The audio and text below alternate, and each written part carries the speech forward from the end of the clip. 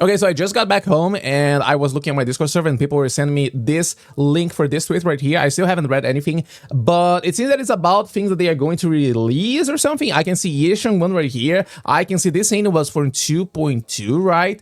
And I'm really happy to see some new stuff. I was actually expecting to get an announcement for the special program today, but it's fine. I'll take this one. This is like definitely better than special program and stuff, you know? So let's go over this because I'm curious to see what they have here for us. We have main story highlight, like in direction or aim, we got you. Version 2.4 will be turning point in the story as Sarah rushes towards the creator and Yeshiyan makes his entrance. Season 2 climax approaches. Okay, so basically just like they did with the season 1, season 2 climax is also going to be the 4th patch, you know, like on the 1.4 it was like the peak, the climax of the story with the Miyabi stuff, everything, yada yada yada. So this time, once again, 2.4 is going to be the climax of the story.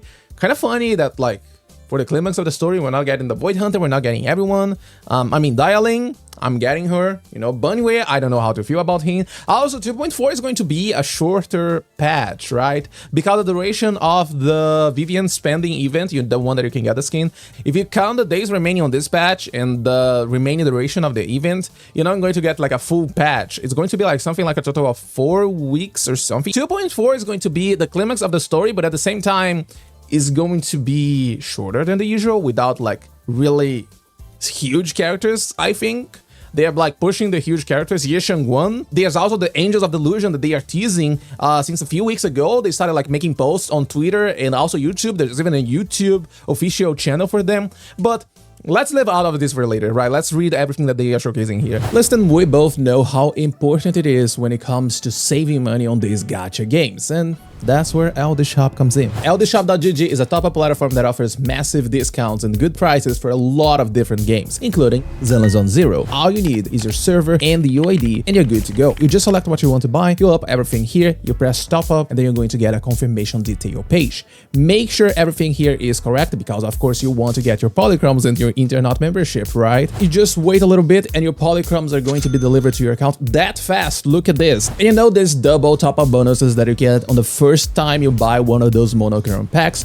LDShop got you covered because they can trigger the double top bonus for you. And the best part is that whenever you spend $80 in a single month, you get a coupon that allows you to get one of those monthly memberships for free, even in an internet membership, as you can see right here. Register your account using my link down in the description and you get a 15 and a 5% coupon that allows you to save up to $50. So stop wasting time and start saving money using LDShop. Thanks LDShop for sponsoring this video. I generally kind of just don't like the overall stuff on the Season 2 story. I think that it feels a little bit off here and there, but let's see.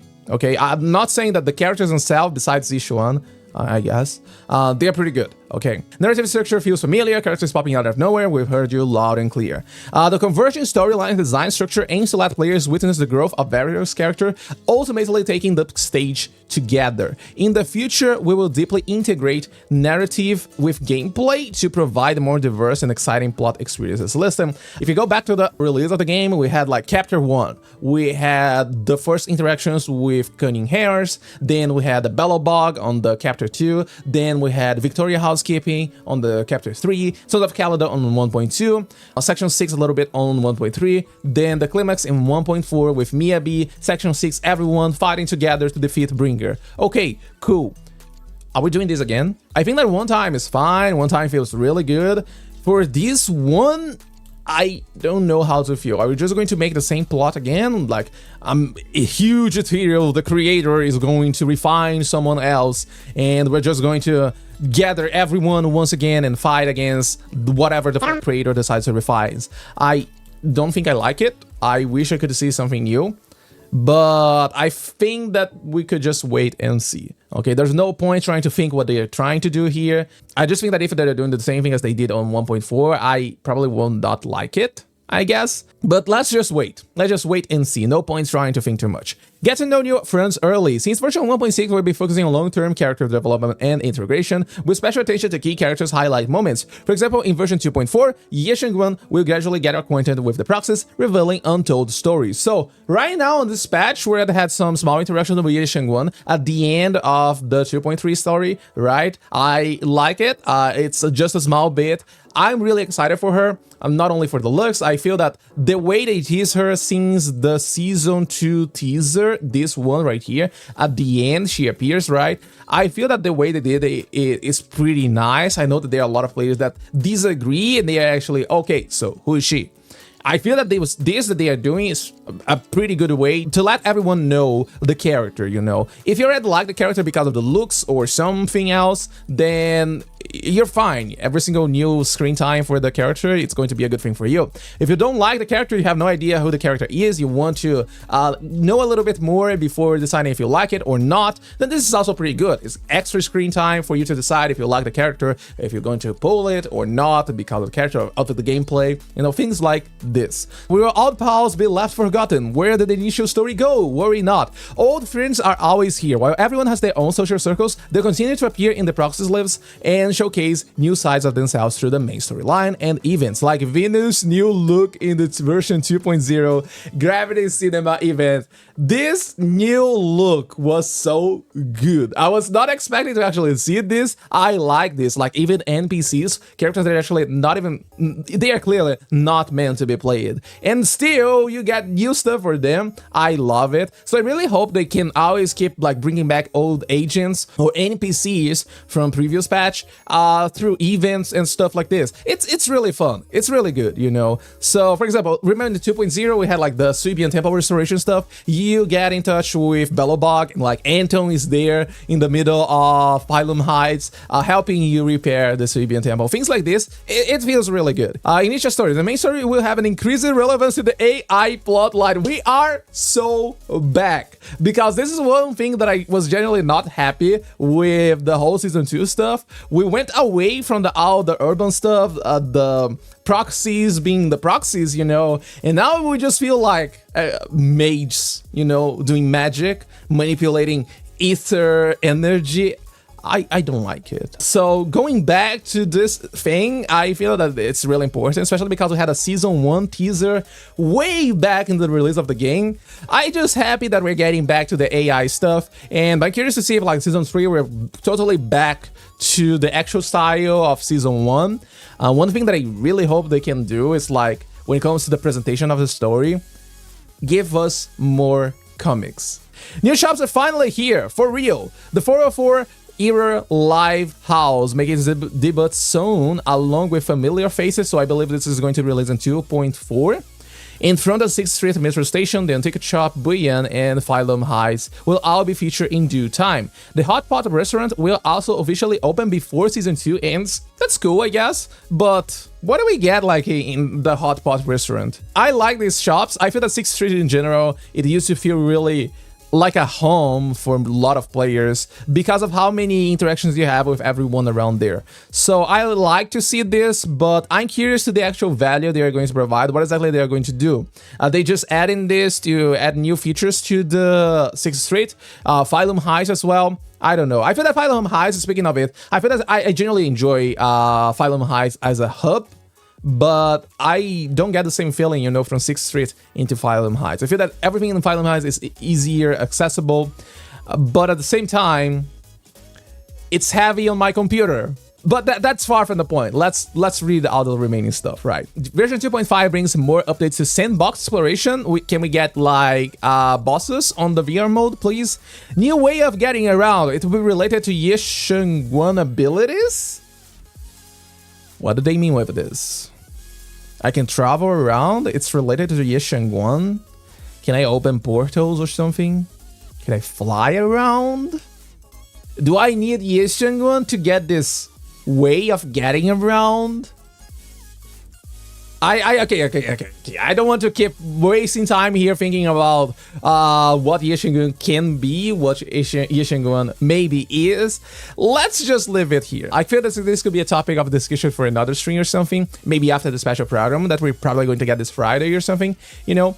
So yeah, but I'm curious to see what do they mean with Yeshengwan abilities is going to give you a new way to get around when it comes to exploration.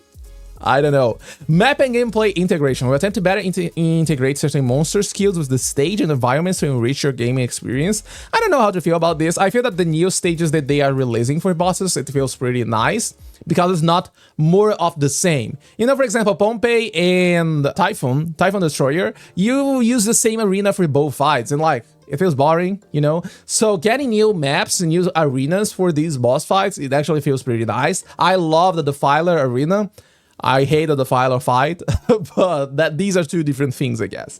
So I'm curious to see what they mean with monster skills with the stages. Enhanced exploration experience. Perception techniques will now have more applications, plus Kind Bamboo will help you with treasure detection. The exploration side quest and new IP collectibles is an immersion level upgrade. Main story progression seamlessly integrates with map exploration, letting you collect rewards while completing missions. Listen, I'll be really honest.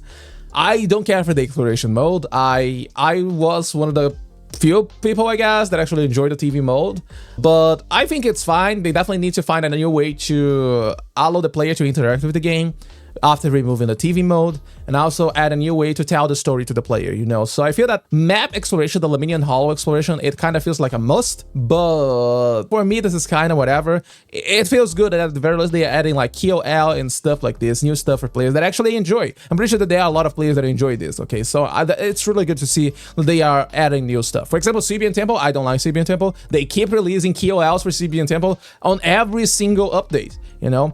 Even though I keep saying on every single stream that I don't like Sibian Temple, but it's good to see that they are releasing KOL stuff for these players that actually enjoy. Maybe some of these KOL stuff even make someone like the game mode. Maybe I can like the game mode with these changes that they are doing. Who knows? Okay, so it's always good to see. Diverse game modes, keeping the positives of casual gameplay while improving on their shortcomings. Filtering out promising gameplay mechanics for further innovation, refine and redefine. They are just showcasing the camera mode here. I mean, I like this. I feel that they are always like giving some KOL and small changes to every single stuff they had in the game before instead of completely forgetting about it, with the exception of the TV mode, I guess. But I like these changes. I wish we could get more events. Like we got, for example, the Bamboo Tower Defense, right? We had a new version of it with new towers, new challenges and stuff. So it feels good to see these game modes once in a while. The Bamboo TFT, I love auto chess, so maybe I have a little bit of a bias here, but I genuinely want to see the Bamboo TFT again on the game. Okay, striving for excellence, highly reviewed gameplay modes will be iteratively optimized, adding more content to deliver a consistently premium experience. Exactly what I said. I think that going back to some other game modes and adding new stuff is really, really good. Hollow Zero is getting a massive upgrade, integrating combat and exploration to create a gameplay experience with enhanced immersion and progression loops.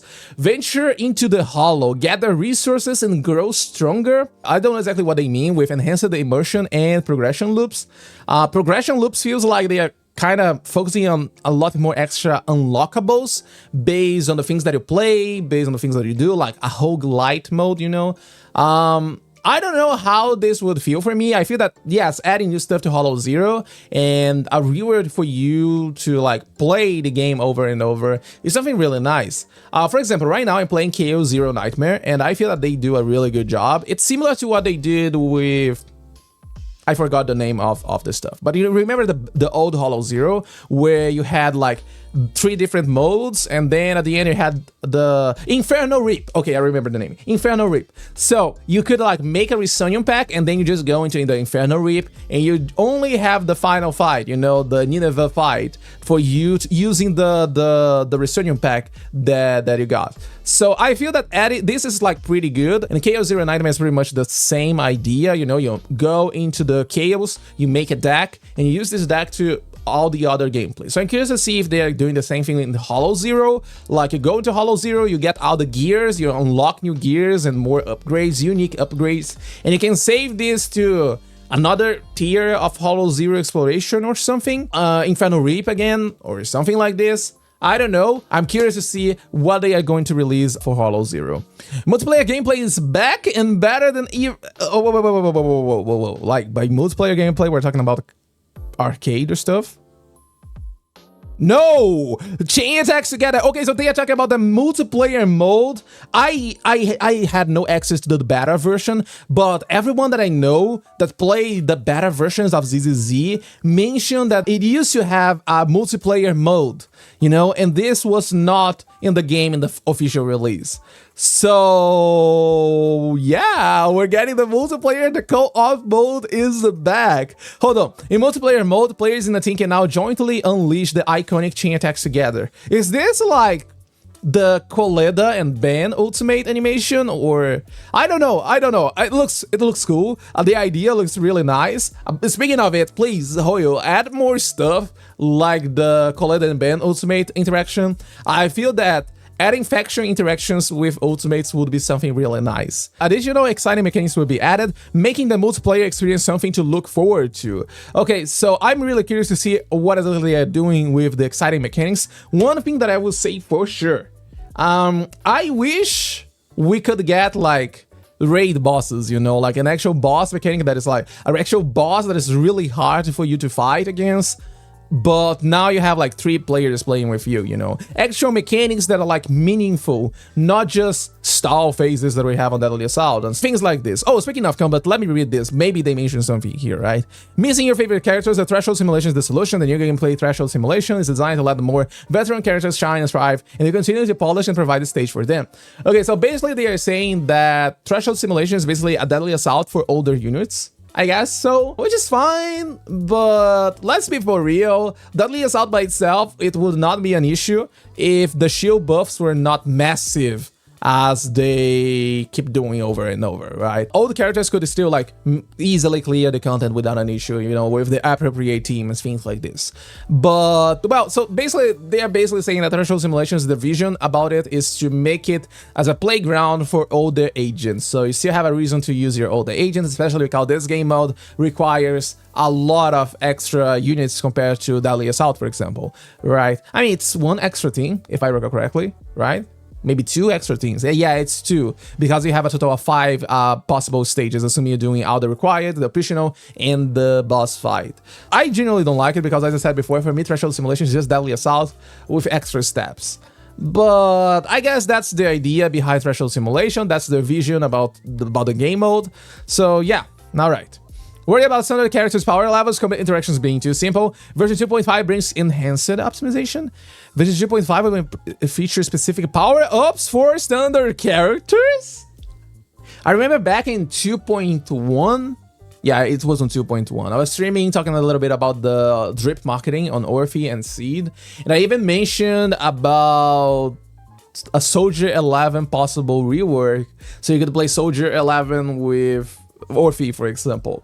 And I don't know if they are doing this, especially because the idea was to make Soldier 11 with access to aftershocks, just like Soldier MB, but she would just be like Fire Soldier MB. So I'm pretty sure they're not going to do this, but it will be really cool. It will be something. You can play, for example, Lighter, Orphe, and Soldier 11, things like this. I'm curious to see what kind of the power-ups they're going to do. There are some characters that definitely need some power-up. Probably like the best standard agent is like Lycan by a mile, and Yidhari right now even makes him even better because she works perfectly with Lycan.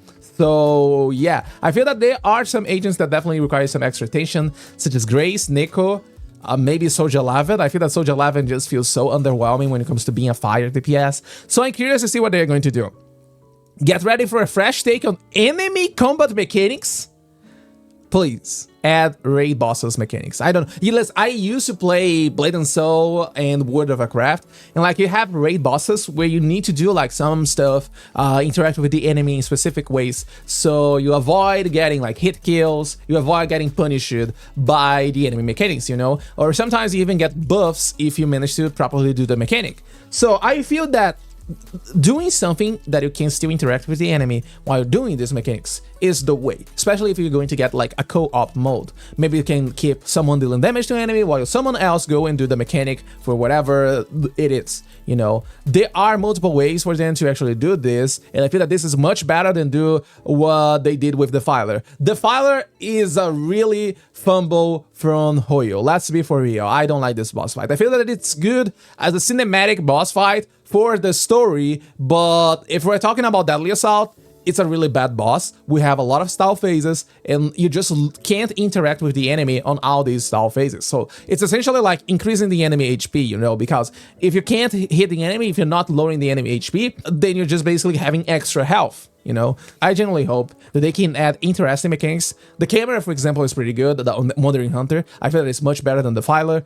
I just wish they pause the timer for players while doing this, especially like in Deadly Assault, in single player mode. I feel that if you're playing co-op, it's fine to keep the timer ticking, you know? As I said, you leave someone else to do the mechanic and other players can still hit the enemy. But for single player, I feel that the timer on Deadly Assault should pause whenever you're doing these mechanics, because it avoids the feeling of the enemy having too much HP, as I mentioned before. Because if you're not hitting the enemy because of these mechanics, then you're just basically giving extra HP to them. But I'm curious to see, no point thinking too much right now. I just like sharing my thoughts on this stuff. Okay, whatever they decided to do, I'm excited for it. And let's just wait and see. If it's shit like the Filer, I'll definitely make a video saying that it's shit. If it's good, it's good, I guess. If I can have fun while you're doing this, I'm happy with it. Increasing easy of gameplay. Welcome aboard, everyone. Old veterans or fresh new faces, we're all family here. New players, we're always welcoming new friends by helping newcomers progress faster through the early game and making the game more accessible. Yeah, that's true. If you start the game right now, you have a lot of content for you to have fun. Enjoy the story, enjoy the gameplay and stuff like this before it just grinding the end game and stuff, you know. Veteran players in version 2.4, Sweeping Temple Management welcomes a one-click AFK feature, freeing up your time. Is there a battery quick sweep? Drive this substat selection and in-game damage. Oh my god. Okay, in-combat damage compilation will all be available in version 2.5. I don't know which one I'm more excited about. I feel that CB and Tempo, a one-click AFK is like fine. As I said, I don't like the game mode, so for me, this is a blessing. Drive this substat selection is insane. We're already getting this in 2.4. Wait, no. I'm a little bit too excited here. Version 2.4 is getting the Sweebian Temple.